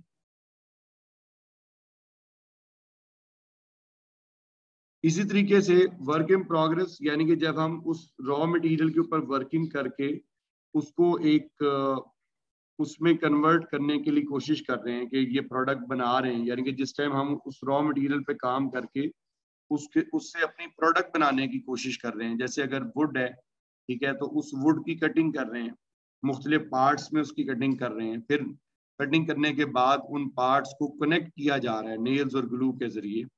ठीक है, तो ये जो स्टेज है इसको हम कहते हैं कि ये वर्क इन प्रोग्रेस है। इस स्टेज को क्या कहा जाता है, वर्क इन प्रोग्रेस। स्टेज को क्या कहते हैं, वर्क इन प्रोग्रेस। और जब ये टेबल बन जाता है, जब ये टेबल कंप्लीट हो जाएगा, तो फिर हम उस टेबल को कहेंगे कि ये हमारी फिनिश गुड्स है। फिर हम उस टेबल को क्या कहेंगे, ये हमारी क्या है, फिनिश गुड्स। यानी कि रॉ मटेरियल से आए आप, work in progress, work in progress से फिर फिनिश गुड्स। तो ये जो चीज है इसको हम कहते हैं कि ये मटेरियल की 3 फॉर्म्स है। अच्छा, अब यहाँ पर स्टूडेंट्स इसने यहाँ पर हमारे साथ जो है वो कुछ एक फ्लो चार्ट इसने डिस्कस किया है कि मटेरियल को कैसे परचेज किया जाता है और ये सारी चीजें। इसके ऊपर अभी हम हमारी बात होगी कि हम मटेरियल को परचेज कैसे करते हैं, बाय किस तरीके से करते हैं, कंपनी में मटेरियल आता कैसे। अब हमारी इसके ऊपर डिस्कशन हो। देखिए, अगर हम लोग अपनी नॉर्मल रूटीन के अंदर क्या करते हैं, हम बेशुमार चीजें जो है वो परचेज कर रहे होते हैं, बेशुमार चीजें हम लोग परचेज करते हैं। कुछ चीजें ऐसी हैं जो हम रूटीन में मंथली बेसिस पे परचेज करते रहते हैं, मतलब रूटीन में हर वीकली, मंथली, डेली कुछ चीजें ऐसी हम लोग परचेज करते हैं। अब जो इस टाइप की चीजें हैं जो मोरलेस हमें डेली परचेज करनी पड़ती हैं, उन चीजों का ऑलरेडी हमारे पास एक सप्लायर एग्जिस्ट करता है। कोई एक शॉप है जो हमने अपने जेन में, अपने सराउंडिंग में फिक्स की हुई है और हम हमेशा उसी से वो चीज परचेज करते हैं, ठीक है। तो ये हमारी एक रेगुलर परचेज है, ये हमारी क्या है, एक रेगुलर परचेज है। और जो रेगुलर परचेज है उसका रेगुलर सप्लायर भी ऑलरेडी मार्केट में एग्जिस्ट करता है। जो हमारी रेगुलर परचेजेस हैं, उन रेगुलर परचेजेस का एक रूटीन में एक सप्लायर भी एग्जिस्ट करता है, ठीक है। सो लिहाजा उसको हम, वो हमारी रेगुलर परचेजेस हैं और हम उसके जो भी हमारा रेगुलर सप्लायर है जिससे हम रूटीन में चीजें खरीदते हैं, हम सिंपली उसको उस शॉप पे चले जाते हैं, चीज परचेज करते हैं और आ जाते हैं। तो ये हमारी है रेगुलर परचेजेस, जब हो रही हो तो इस तरीके से होता है। दूसरी चीज इसके अंदर जो आती है वो है कि अगर हम कभी मार्केट से कोई ऐसी चीज खरीदने चले जाएं जिसकी पहले से, जो हमने पास्ट में कभी नहीं खरीदी, हम वेरी फर्स्ट टाइम उसको मार्केट से परचेज करने जा रहे हैं, ठीक है। तो इसका मतलब ये हुआ कि उसका पहले से हमारे पास कोई सप्लायर एग्जिस्ट नहीं कर रहा होगा, उसका पहले से हमारे पास कोई सप्लायर एग्जिस्ट नहीं कर रहा होगा, क्योंकि हम तो वो चीज अभी फर्स्ट टाइम मार्केट से परचेज करने जा रहे हैं। तो हमें पहले मार्केट सर्वे करना पड़ेगा। हम मार्केट सर्वे करेंगे, डिफरेंट ऑप्शंस को, डिफरेंट सप्लायर्स को इवेलुएट करेंगे और उसमें से जो सप्लायर हमारी उन रिक्वायरमेंट्स को मीट कर सकता होगा और हमारी बिजनेस ऑपरेशंस को वो सूट करेगा, हम उससे जो है वो चीजें खरीदेंगे। देखिए, अगर हम कभी मार्केट में कोई ऐसी चीज परचेज करने चले जाएं जिसका ऑलरेडी पहले से कोई सप्लायर एग्जिस्ट ना करता हो, जिसका पहले से कोई सप्लायर एग्जिस्ट नहीं करता, अगर हम मार्केट से कोई ऐसी चीज परचेज करने जा रहे हैं जिसका ऑलरेडी पहले से कोई सप्लायर मार्केट में मौजूद नहीं है, यानी कि हम वो फर्स्ट टाइम वो चीज खरीदने जा रहे हैं। अगर हम कभी भी ऐसी कोई चीज खरीदने जाएं जिसका पहले से कोई सप्लायर एग्जिस्ट ना करता हो, तो उसके लिए पहले मार्केट सर्वे होगा। लेट सपोज कि अगर हम कोई ऐसी चीज खरीदने जा रहे हैं, लेट सपोज कि हम कोई इलेक्ट्रॉनिक्स की कोई चीज खरीदने जा रहे हैं जिसका हमें इतना आइडिया नहीं है, लेट सपोज कि इतना हमें नो हाउ नहीं है चीज की, या आप यूं कह लें कि आप वाटर हीटर परचेज करने जा रहे हैं, गीजर जिसको बोलते हैं, आप वाटर हीटर परचेज करने चले जाते हैं। जब आप वाटर हीटर परचेज करने जाएंगे, अब आप चले गए अकेले और आपको उसका आइडिया भी नहीं है कि जब ये वाटर हीटर परचेज करते हैं तो उसमें किन किन चीज़ों का ख्याल रखना होता है, क्या क्या चीज़ उसमें चेक करनी होती है, यानी कि इस बारे में हमारे पास कोई ख़ास इंफॉर्मेशन नहीं है, या हमने कभी आज से पहले इसको परचेज नहीं किया, तो इसलिए हमें इसकी कोई इतनी ज़्यादा नो हाउ भी नहीं। अब जाहिर है परचेज तो करना है, सो इसका हल ये होगा कि जी आपको बता दिया जाता है कि जी आप फलां मार्केट में चले जाएं, किस तरह और है तो आपको ये कह दिया जाए कि जी आप आबिद मार्केट में चले जाएं, और आबिद मार्केट में वहां से आपको जो है वो वैरायटी ऑफ डीलर्स मिल जाएंगे जो वाटर हीटर की सेल करते हैं, मतलब मल्टीपल बेशुमार सप्लायर आपको मिल जाएंगे जो वाटर हीटर सेल करते हैं। अब आप क्या कर रहे हैं, आप चले गए आबिद मार्केट, आबिद मार्केट जाकर आपने देखा वहां पे बेशुमार शॉप्स हैं और शॉप्स वालों ने गीजर वगैरह वाटर हीटर्स रखे हुए हैं। आप एक शॉप में इन हो जाते हैं और आप कहते हैं कि जी मुझे एक वाटर हीटर परचेज करना। अब ये मैं बात कर रहा हूँ कि अगर हम कोई ऐसी चीज मार्केट से खरीदने जा रहे हैं जो रूटीन में हम नहीं खरीदते, या जिसके बारे में हमें, जो चीज हमने आज से पहले कभी परचेज नहीं की, या हमें उसके हवाले से कोई खास एक्सपीरियंस नहीं है कि वो चीज खरीदी कैसे जाती है, तो मैं इसकी बात कर। तो अब आप एक शॉप पे गए, आपने कहा यार मुझे एक वाटर हीटर दिखा दें। अब शॉपकीपर कहता है कि जी आपने किस साइज में वाटर हीटर लेना है, आपने 25 गैलन में चाहिए, 35 गैलन में चाहिए, या इससे भी कुछ ज्यादा साइज में कोई वाटर हीटर आपको रिक्वायर्ड। अब आप जो है वो चले गए और आपने कहा जी, अब आपको आइडिया नहीं है 25 गैलन कितना है, 35 गैलन कितना है, तो आपने, उसने आपको कह दिया कि जी, आपने उसको कह दिया कि यार ऐसा करें कि 25 गैलन भी दिखा दें और 35 गैलन वाला भी दिखा दें। शॉपकीपर ने आपको कहा कि सर ये 25 गैलन है और ये 35 गैलन है। आप कहते हैं जी इसकी प्राइस क्या है, वो कहते हैं सर जो 25 गैलन का गीजर है वो हम आपको 15,000 का सेल करेंगे, 15,000 का बेचेंगे।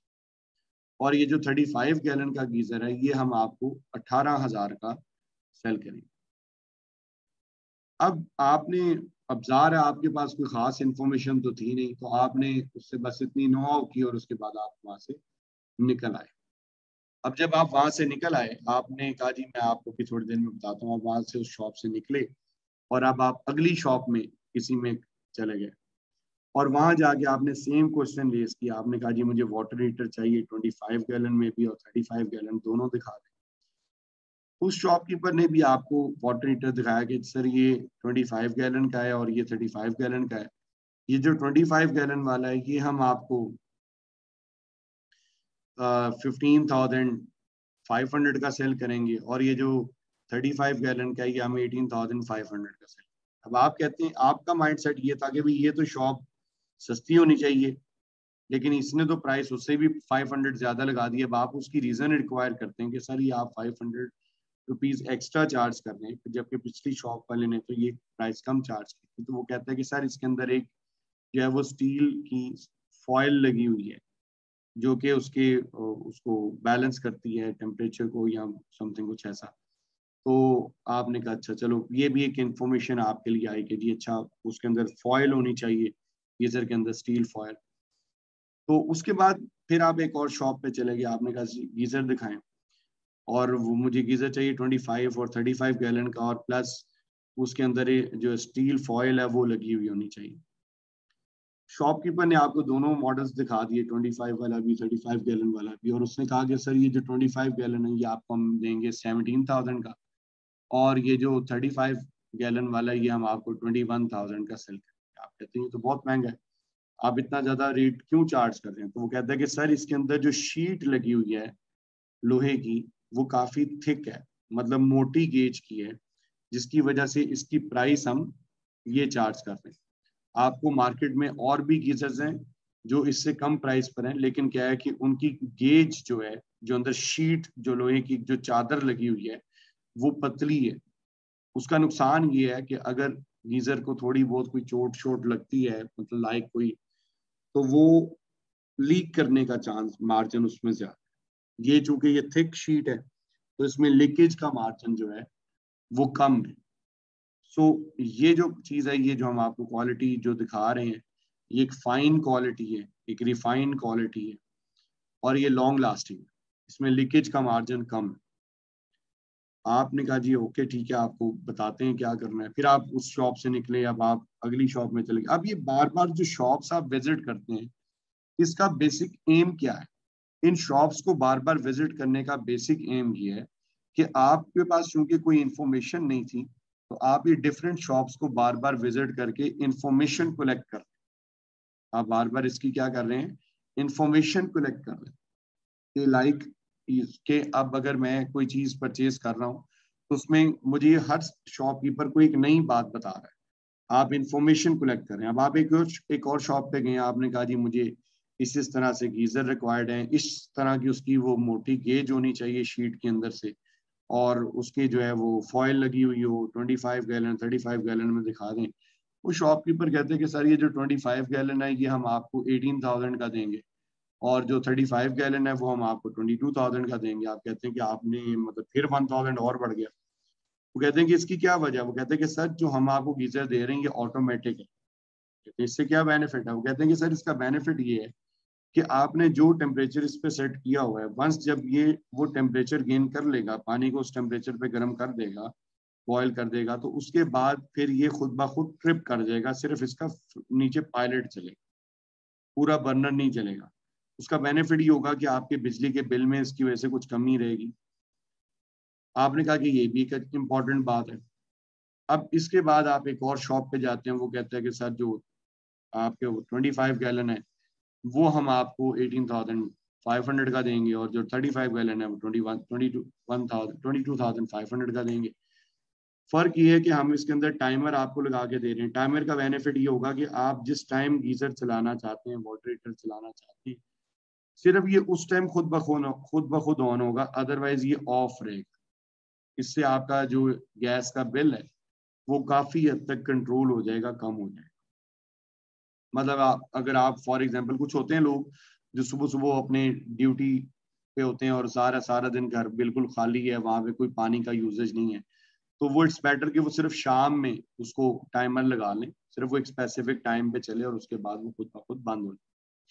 सो ये इस तरीके से आप कर सकते। अब ये जब आपने इतनी ज्यादा शॉप्स को विजिट किया और शॉप्स को विजिट करने के बाद आपने इंफॉर्मेशन कलेक्ट की, तो अब इस इंफॉर्मेशन की बेस पर आप क्या करते हैं कि डिफरेंट जो सप्लायर्स थे, जो सेलर्स थे, जो आपको सेल कर रहे थे, ऑफर कर रहे थे, आपने उन तमाम सप्लायर्स की ऑप्शंस को अ, अपने जेहन में एक दफा रिव्यू किया और फिर इन सारी ऑप्शंस को रिव्यू करने के बाद आप किसी कंक्लूजन पर पहुंचोगे कि हाँ, वो जो सप्लायर था वो एक अच्छी क्वालिटी, एक रीजनेबल प्राइस पर ऑफर कर रहा था, सो मुझे उससे ये चीज खरीदनी चाहिए। अब ये हुआ क्या है कि चूंकि ये प्रोडक्ट जो मटेरियल आप, जो चीज आप परचेज करने गए हो, क्योंकि वो ऑलरेडी पहले कभी आपने खरीदी नहीं है, तो फर्स्ट एक्सपीरियंस है, आपको आइडिया नहीं था कि वो उस चीज को परचेज करने में क्या कुछ नोट करना है, क्या करना है। तो इसलिए आपने क्या किया, आपने पहले डिफरेंट शॉप्स को विजिट करके इंफॉर्मेशन कलेक्ट कर ली। अब वंस जब आपके पास वो इंफॉर्मेशन कलेक्ट हो गई है, तो अब आप उस इंफॉर्मेशन की बेस पर इस आप कोई रिजल्ट चीजों को फाइनलाइज करने की पोजीशन में है कि हमें ये चीज किससे खरीदनी चाहिए, किससे, किस सप्लायर से ये सामान परचेज करना चाहिए कि जिससे हमारी जो आ, हमारी रिक्वायरमेंट भी पूरी हो जाए, ठीक है, और कॉस्ट भी कम आए, और वो जो भी हमारी रिक्वायरमेंट्स हैं वो फुलफिल हो सके। तो ये चीज हम कब कर रहे हैं, जब हम फर्स्ट टाइम मार्केट से खरीदने जा रहे हैं। अब अगर कोई रेगुलर चीज हम खरीदते हैं, जैसे मंथली बेसिस पे हम ग्रोसरी करते हैं, तो अब ग्रोसरी हमारे स्टोर्स फिक्स है, नॉर्मली हम सिंपली उन स्टोर्स पे जाते हैं, वहां से रेलेवेंट चीजें उठाते हैं, बिलिंग करवाते हैं और आ जाते हैं। यानी कि उस केस में फिर हम लोग बार बार डिफरेंट ग्रोसरी स्टोर्स को विजिट नहीं करेंगे कि अच्छा आज इससे सामान खरीद लेते हैं, परसों उससे खरीद लेते हैं, फिर परसों परसों उससे खरीद लेते हैं। ये चीज नहीं होगी। इसमें एक फिक्स क्राइटेरिया होगा कि भाई ये है ग्रोसरी स्टोर, इससे हमें ये चीजें खरीदनी, तो वो आप उस डिपार्टमेंट से या उस सप्लायर को आप सिंपली ऑर्डर करेंगे और वो चीजें आपको डिलीवर हो जाएंगी। यही चीजें कंपनीज में भी होती हैं। कंपनीज वाले क्या करते हैं कि कंपनीज कुछ मटेरियल ऐसा होता है जिसको रूटीन में वो परचेज करते रहते हैं, जो रूटीन में उनकी प्रोडक्शन में यूज होता रहता है, उस मटेरियल को वो परचेज करते हैं और यूज कर लेते हैं। तो ऐसा जो मटेरियल जो वो परचेज करें और वो उसको फिर देन यूज कर लें, उसका ऑलरेडी एक सप्लायर कंपनी का एग्जिस्ट करता है, वो सिंपली उसको ऑर्डर प्लेस करते हैं और वो चीजें उसको डिलीवर कर देते हैं। ये हो गया स्टैंडर्ड रूल। अब अगर कंपनी कोई ऐसी चीज परचेज करने जा रही है जो उसने कभी पहले परचेज नहीं किया, किसी ऐसे सप्लायर से सामान खरीदने जा रही है जो उसने पहले कभी परचेज नहीं किया, तो दोनों पार्टीज चूंकि उसमें रिस्क पोजीशन में होती हैं, सप्लायर भी और बायर भी, तो उसके लिए कुछ प्रोसीजर्स फॉलो किए जाते हैं। बायर तो सबसे पहले मार्केट सर्वे करता है। पहले तो चीजें होती थी बहुत ज्यादा मैनुअल बेसिस के ऊपर कि जी आप लेटर लिखेंगे, फिर उसका रिप्लाई आएगा और फिर उसकी बेस पे आप सप्लायर सेलेक्ट करेंगे, फिर एक रिटर्न डॉक्यूमेंट भेजेंगे। अब चीजें बहुत सिंपल हो गई हैं। अब सारी आप सिंपली वेबसाइट्स को विजिट करते हैं, तो वेबसाइट्स पे आपके पास सारे रिकॉर्ड जो ऑथराइज या ऑथेंटिक या वैल्यूएबल जो सप्लायर्स हैं उनकी एक लिस्ट आपके पास आ जाती है, और वो क्या क्या प्रोडक्ट्स बेच रहे हैं, किस रेट पर बेच रहे हैं, उनकी क्या पॉलिसीज हैं, क्या टर्म्स एंड कंडीशन है, वो सारी इंफॉर्मेशन आपको सिंपल वन क्लिक पे अवेलेबल होती है। तो आपको सिंपली उसके अंदर क्या करना होता है कि आप वो सारी इंफॉर्मेशन जितनी भी आपको अवेलेबल है वो आप पिक करके उसी की बेस पर सप्लायर सेलेक्ट करते हैं और सिलेक्टेड सप्लायर को ऑर्डर देते हैं। लेकिन अभी सेल चूंकि हम लोग पढ़ रहे हैं, तो भी हमारे लेवल पे वो पुरानी चीजें भी इसके अंदर शामिल हैं। अच्छा, एक चीज और स्टूडेंट्स याद रखें कि कंपनीज के अंदर जब भी कोई लेन देन होता है, यानी कि हम कोई मार्केट से कोई चीज खरीद रहे हैं या विद इन द डिपार्टमेंट अगर हम कोई चीज इशू कर रहे हैं, रिटर्न कर रहे हैं, रिसीव कर रहे हैं, तो उसके ऊपर या कोई हम उसको एक्सचेंज कर रहे हैं किसी चीज के साथ, तो ये बात याद रखें कि उन तमाम चीजों की प्रॉपर जो है वो ऑथराइजेशन जो है वो की जाती है। मतलब ऐसे नहीं होगा कि वर्बली आप किसी को कुछ कह दें और वो चीज वैसे कर दे, ऐसे नहीं होगा। आपने कोई भी काम करवाना है, कोई भी चीज करवानी है, तो वो इन रिटन फॉर्म आपको लिख कर देना पड़ेगा, ताकि उसका एक प्रॉपर डॉक्यूमेंट जो है वो एक एविडेंस आपके उस डिपार्टमेंट के पास हो कि ये चीज, इस चीज का ऑर्डर फलां डिपार्टमेंट ने दिया था, तो उसकी प्रॉपर उसके ऊपर एक चेक एंड बैलेंस रखा जा सकता। तो इस तरीके से हर चीज की प्रॉपर एक डॉक्यूमेंटेशन होती है। ये कुछ चीजें हैं जो हम लोग इंशाल्लाह इसको साइकिल को तो मैं कल डिस्कस करूंगा, लेकिन आज कुछ डिपार्टमेंट्स हैं जिनके ऊपर मैं आपसे भी डिस्कशन करने लगा। कंपनीज के अंदर बेशुमार डिपार्टमेंट्स होते हैं, ठीक है। कंपनी के अंदर जैसे आपका स्टोर्स डिपार्टमेंट है, तो स्टोर्स डिपार्टमेंट का काम है चीजों को स्टोर करना, मटेरियल को स्टोर करना, जो प्रोडक्ट्स बन चुकी हैं उनको स्टोर करना। तो दो किस्म के स्टोर हैं, एक वो स्टोर है जो फिनिश गुड्स को स्टोर करता है, और दूसरा स्टोर वो है जो रॉ मटेरियल को स्टोर करता है। इसी तरीके से आपका प्रोडक्शन डिपार्टमेंट भी है। प्रोडक्शन डिपार्टमेंट क्या करता है कि चीजें प्रोड्यूस करता है।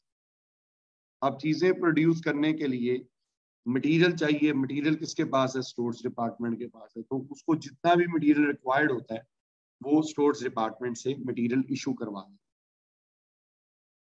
देन इसी तरीके से आपका परचेज डिपार्टमेंट है। परचेज डिपार्टमेंट ये करता है कि स्टोर डिपार्टमेंट में जब मटेरियल खत्म होने वाला होता है तो स्टोर्स डिपार्टमेंट परचेज डिपार्टमेंट को रिक्वेस्ट फॉरवर्ड करता है कि जी हमें इतना मटेरियल आप परचेज कर, यानी कि परचेज डिपार्टमेंट खुद से ऑर्डर नहीं कर सकता जब तक कि स्टोर डिपार्टमेंट उसको मतलब इन रिटर्न लिख के ना दे कि हमें ये चीजें चाहिए, तो लिहाजा आप इन चीजों को मार्केट से परचेज करें। तो ये भी एक डिपार्टमेंट है जो इसके अंदर आएगा। फिर गुड्स रिसीव डिपार्टमेंट, जो चीजें परचेज डिपार्टमेंट मार्केट में ऑर्डर प्लेस करता है जिन चीजों के लिए, वो चीजें जब कंपनी में आती हैं, सप्लायर जब डिलीवर करते हैं, तो वो चीजें रिसीव करता है goods receive department. Goods received department यानी कि जो चीजें हम परचेज कर रहे हैं वो सबसे पहले गुड्स रिसीव डिपार्टमेंट के पास है।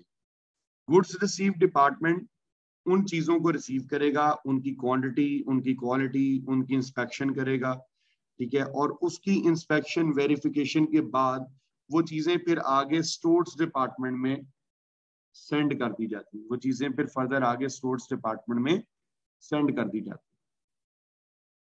फिर एक होता है कंपनी का अकाउंट्स डिपार्टमेंट। ये जो चीजें हम लोग मार्केट से परचेज कर रहे हैं, इन चीजों की जो पेमेंट्स हैं वो अकाउंट्स डिपार्टमेंट ने करनी है। तो अकाउंट्स डिपार्टमेंट के पास भी कोई रिटर्न एविडेंसेस होने चाहिए कि हमारी कंपनी ने कोई चीज परचेज की है या नहीं की। तो उसका एक पूरा एक अकाउंट्स वगैरह जो है वो आपका accounts department maintain. Then finally end पर एक है सप्लायर, जिससे आप मार्केट से क्या कर रहे हैं, चीजें परचेज कर रहे हैं, जो आपको चीजों की सप्लाई दे रहा है, तो वो आपका क्या है? सप्लायर। तो एक ये जो सारी चीजें हम इसमें देख रहे हैं कि कंपनी के डिफरेंट डिपार्टमेंट्स हैं और हर डिपार्टमेंट दूसरे डिपार्टमेंट से अलग अलग रिस्पॉन्सिबिलिटीज फुलफिल कर रहा है। तो ये ऐसा ही है, और हर डिपार्टमेंट की अपनी कुछ रिस्पॉन्सिबिलिटीज हैं और हर डिपार्टमेंट अपनी उन रिस्पॉन्सिबिलिटीज के अकॉर्डिंग ही काम करेगा। यानी कि ऐसा नहीं हो सकता कि कोई डिपार्टमेंट किसी दूसरे डिपार्टमेंट का टास्क परफॉर्म कर ले, ऐसे नहीं हो सकता, ठीक है। तो जिसकी जो रिस्पॉन्सिबिलिटी है वो उसी ने फुलफिल करनी है। तो ये मैंने आज आपको कुछ डिपार्टमेंट्स के जो प्रोसीजर्स हैं और उनके काम करने का जो मैकेनिज्म है, जो उनके काम करने का जो प्रोसीजर है, वो मैंने आपके साथ शेयर किया है। तो कल हम लोग इंशाल्लाह यहीं से परचेज साइकिल जो है इसको स्टार्ट करेंगे, ठीक है, डिटेल में। और इसमें कई चीजें हैं जो इनकी प्रॉपर जो है वो क्या कहना चाहिए, डॉक्यूमेंटेशन भी है। जैसे कि ये डॉक्यूमेंट्स के नाम है, ये डॉक्यूमेंट्स के नेम्स हैं।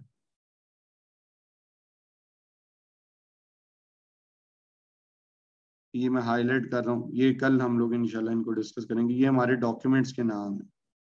ये सारे मैकेनिज्म में जो हमारी लेन देन जो भी हमारा हो रहा है सप्लायर्स के साथ, उन सारी चीजों की ये प्रॉपर डॉक्यूमेंटेशन इन नामों से हो रही है। ये आप ये जो परचेज साइकिल है ये आपके उसमें बने हुए नोट्स के अंदर भी बना होगा फ्लो चार्ट। तो कल हम लोग इंशाल्लाह यहीं से स्टार्ट लेंगे तो इसको करके आइएगा। अभी आज ज्यादा आगे इसलिए नहीं पढ़ाया क्योंकि चैप्टर खत्म हुआ है, आप में से बहुत से लोगों ने वो क्वेश्चंस नहीं किए हुए, तो काइंडली उन क्वेश्चंस को करें, ठीक है। बाकी मैं भट्ट साहब से बात करता हूँ, आपके टेस्ट को भी प्लान करता हूँ कि फर्स्ट चैप्टर का कोई क्विज आपका जो है वो एज सून एज कोई रखा। ओके जी, अपना ख्याल रखिएगा, अल्लाह हाफिज।